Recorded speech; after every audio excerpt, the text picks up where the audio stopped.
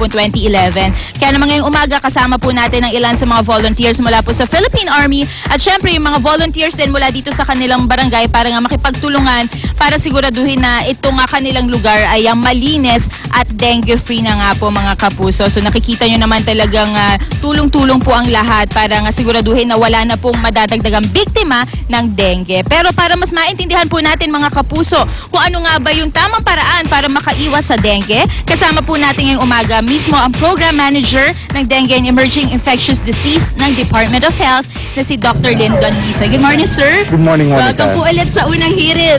Ayan. Now, sir, kanina po na-mention ko na ito pong Barangay Payatas ay parang isa na sa mga hotspots pagdating po sa dengue. So, ano po ba yung parang criteria para makonsider ang ating lugar na isa ng hotspot? Well, kung isang barangay o lugar ay nagre-report na ng mga higit sa 3 kaso, dinideklara na natin na hotspot yung lugar na iyon.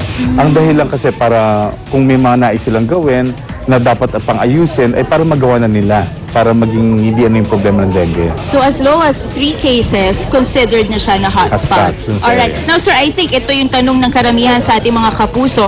Paano po ba or saan usually nanggagaling yung mga mosquitoes po natin na nagkikarry ng dengue? Well, namamahay mga mosquitong ito dun sa mga containers na merong clean and stagnant water. Plus of course, kung nagpapahinga naman sila, usually doon sila sa mga lugar na tinatawag natin mga dark shaded area, doon natin sila makikita na nagpapahinga. Kaya pag binuksan mo yung ilalim ng lababo, madaming mga lamok na nakatago doon. So ito yung mga lugar na pinagpapahingahan nila. So usually po, yung mga lugar na parang may pinag-iimbakan ng tubig. Tama ba yun, Doc? Yes. So say yung mga lalagyan natin ng, kuwari mga lalagyan natin pampaligo, or kahit po ba sir, yung mga parang iinumin po natin sa mga pitchel? Possible din po siyang tahanan ng mga mosquitoes na may dengue. Kung ang pitchel ay hinayaan lang dyan ng matagal, pwede na pangiklogan ito na lamok. Siguro pinakamaganda example natin dito, Monica, ng containers is yung mga basura, halimbawa na may mga tansan na nag-uulan, nag-ipon ng tubig, pwedeng pangiklogan yon. Pwede na rin. So talagang we have to make sure na yung mga any place or any area na may tubig, siguraduhin malinis para hindi pa mahayan ng mga mosquitoes nga.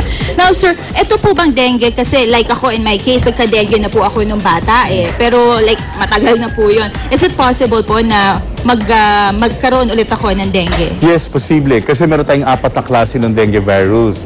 Ang tawag natin dito, 1, 2, 3, at 4 lang. Alright. Kaya pag nagkaroon ka na nung, sabi mo, nagkaroon ka na nung bata ka, Monica, kung nagkaroon ka nung 1, halimbawa yon, meron ka ng immunity against 1. So, pwede ka pa magkaroon ng 2, 3, at 4. So, unless na magkaroon ako ng dengue fever 4 times, possible pa rin ako magkaroon kahit na nagkaroon ako before. Well, hindi. Kung 4 times ka na nga nagkaroon naman, nung 1, 2, 3, at 4, hindi ka na magkakaroon. Pero yun nga po, kung once lang, pwede pa siyang maulit. So, kailangan talaga mag-ingat mabuti. Now, sir, ito nakikita natin, meron tayong mga kasama mga volunteers po natin. Isa po sa mga ginagawa nila ay itong mga net. So, para po saan exactly itong mga net na hawak-hawak nila? Well, yung mga nets ito, pwede nilang gamitin sa bahay nila bilang screen para hindi po makapasok yung mga lamok sa loob ng bahay nila o pwede nila ikabi sa mga pintuan din nila para maiwasan din yung pagpasok ng lamok sa kanilang kabahayan at protection na nila sa loob ng bahay. Usually sa mga bintana, advisable po ilagay yan, Doc. Now, Doc, bukod po sa paglalagay ng mga ganitong klaseng mga kulambor, mga screens po sa ating mga bahay, ano pa po yung ma-advise sa ating mga kapuso para iwas dengue talaga? Ang pinaka-ano talaga dito yung sinatag nating search and destroy. Kasi tulad ngayon, tapos yung ulan, hindi masyado nag-uulan, nag-ipon na ng tubig yan yung mga ibang sulok-sulok ng bahay natin ng paligid. Siguro nila sa paglilinis nila, isama talaga nila yung paghahanap ng containers na pwede mag-ipon ng malinis at stagnant water. Dahil kung wala yon, wala namang pangiklugan ng lamok, bababang populasyon nila, bababa din yung mga taong pwede magkaroon ng lamok. Pangalawa siguro, Monica, dapat i-emphasize natin sa isang community, dapat lahat na maglilinis at gagawa ng paraan para maiwasan ng dengue. Kasi kung may isang bahay lang na medyo pasawa at hindi kumikilos, maapektuhan pa rin ang kapitbahay kasi yung lamok naman, lilipad at lilipad yan Yes, sabihin natin sa isang community, kahit isang bahay nga lang ang merong ganong klase ng mga mosquitoes, pwedeng buong barangay ang maapektuhan. Doc, ito question ko po kailan po usually umaatake itong mga mosquitoes na to? Well, sa maghapon sila nangangagat. Tulad ngayon, sinasabi natin 2 hours after sunrise at 2 hours before sunset, yun yung mga oras sa pagkagat nila. hindi sila nangangagat sa gabi, ibang lamok ang nangangagat sa gabi. Ibang lamok Yes. na po yun. So, buong maghapon, kailangan talaga ay protected tayo. Anyway, thank you so Thank much, you. Doc Linda, sa inyong napakaraming insights sa binigay ngayong umaga. Sa aming pagbabalik, mga kapuso, mas marami pa pong mga dengue or iwas dengue tips ang aming ibabahagi sa inyo. Kaya tutok lamang po kayo. Happy viewing po kay Miss Jem Monte. Back to studio muna tayo.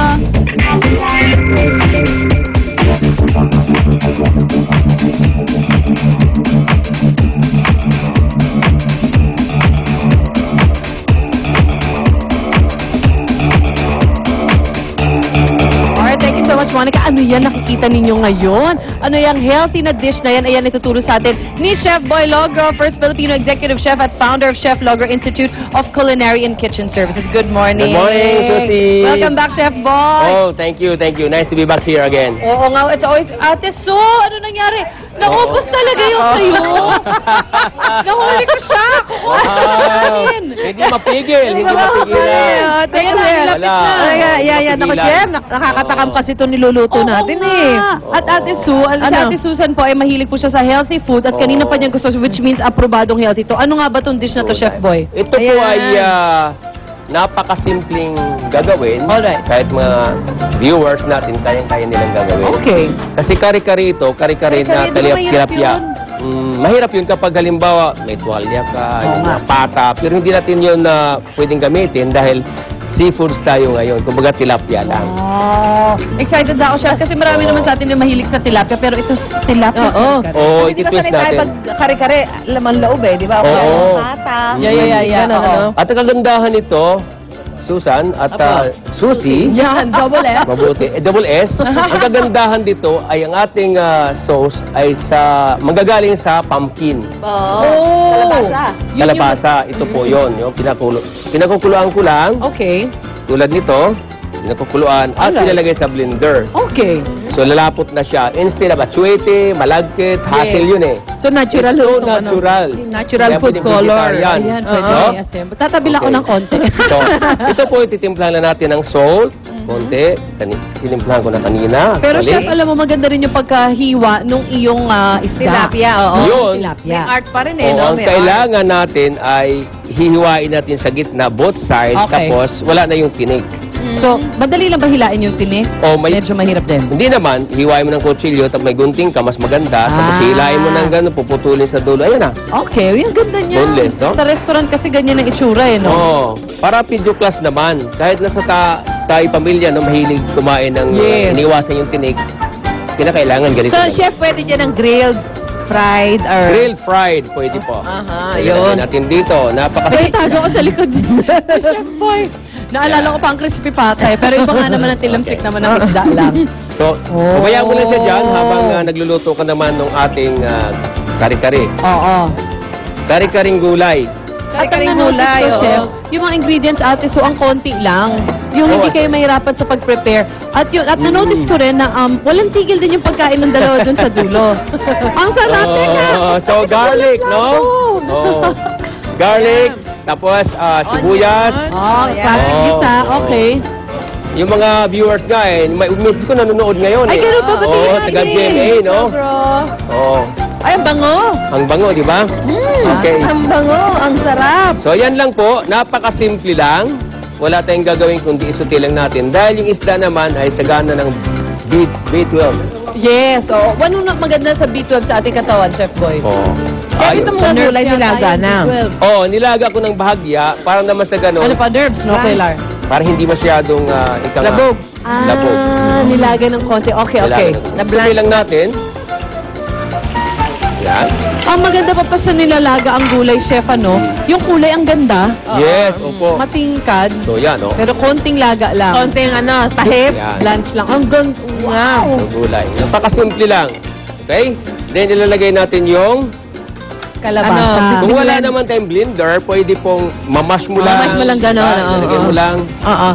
Ano yung health benefits nga pala ng kalabasa? Ito po ang Kalabasa. kalabasa, sagana sa Pampalinaw ng mata. talino ng mata. Oo. Lalo mga vegetarian, no? Oo. Yes. Pampatalino. Si Kuya Lar sumasagot siya parang yes, Lar. Ganun talaga. Saka Si syempre, Kuya Lar, parang chay, yung ka na siya sa vitamin E. A. Yeah. D. Lagyan natin ng D. na mata. Oh, D, E, F. Kompleto. Ayun, opo. Parang kompleto na to. Ay, may Ang gulay ka, may din. sitaw, may pechay, Puso ng saging. puso ng saging, may Sobrang talong. talong. So, A, B, C, D, E, F. Opo. Yan, ang Nandyan, sabay vitamins. kubo lahat. Oo, ayan. So pag kumulo yan, yun ilalagay natin sa plato mamaya. At yan na po. Napakasimple, di ba? Oo. Napakasimple. Ang tanong, magkano yung gagastusin natin sa ganitong potahe? Ay ito sa 10 tao na ito 10 person. 200 pesos lang yan lahat. Wow! Magkano nga ba tilapia? Okay Ah, Kasi 80 pesos mura lang ang ang kilo. gulay. 10 Mura tao. lang yung mura lang yung kalabasa. Kasi nagpamahal mura dyan lang blender isda. eh. Blender. Manghiram ka na lang at iso sa Hiram na lang kapitbahay blender, pwede. oo. I love it. Panalo ang irit mo. Tikman mo. Oh, blue. Sarap. Ano? Manamis-namis eh. Manamis-namis. At Di saka ba? you feel that it's healthy. Yung pag Yeah. kinakain mong ganun, wala kang feeling na parang mamantika or ano, Oh, sarap. ito din mo kulay niya. Talagang kare-kare, di Hindi, ba? saka siya manamis-namis talaga Manamis-namis. siya. Ito Dahil mga yun yung bata, lasa ng kalabasa. yun ang Yung bata, sabihin mo. ma-encourage silang kumain. Diba? So ito na yung mga pagkakataon ng ating viewers ngayon. Yes. Na matutunan Yeah. nila yung kare-kare. Lalo na yung mga mahilig sa kare-kare. Ayan, yung kare-kare nyo na Para hindi kayo ibang version. pag Yes, kumain. healthy Yes. version. Oo. Naku, Chef Healthy Boy, maraming version. salamat. Idol Walang ka ano talaga man. sa Idol. kusina. Thank you, Susie. Thank you. Oo, Pin, mga pin. nanonood sa Laak. Ayan, sa lahat. Sa Davao, nanonood sila ngayon. Hello, good morning sa inyong lahat. At syempre, magbabalik po ang unang hirit. Kain na! Kain na, okay.